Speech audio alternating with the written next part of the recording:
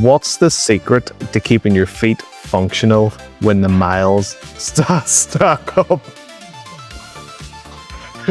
I don't know whether I should even ask you this. No, today's I feel like a bit of a fraud here because you know my feet on that last one was 100% entirely my fault, because someone said to me a week before, "Oh, how are your feet going to hold up?" And I said, "Don't worry about that. My feet are brilliant. I have never had an issue with my feet. I've never been in my life. I've only ever worn trainers for fitness. I've always been in shoes or boots. So my feet are like leather. I have no problems." And then obviously, And then that happened.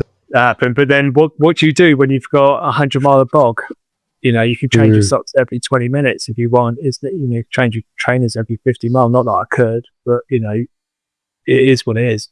So you've got to get in there early. Now, so this is hard, I find, because you will feel things in your feet that aren't actually there. So you feel like you're getting a bit of a blister.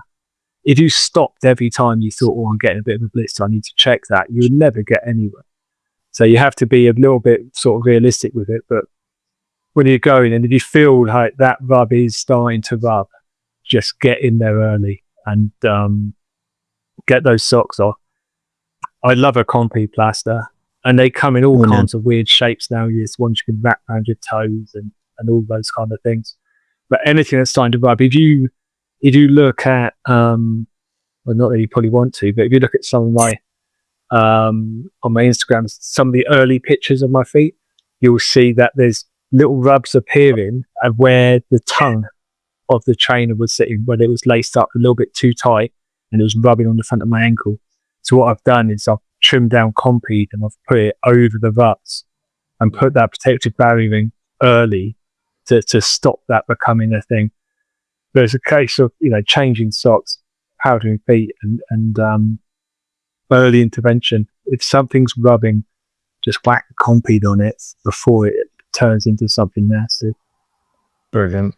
I take some K-tape as well, gauze pads and K-tape. So when the understuff, I did Ultra Scotland with my friend, and his feet were really suffering. But if you looked at the soles of his feet, there was no cracks, there was no anything, but it was just the fresh, constant pounding on his feet was just giving him hell.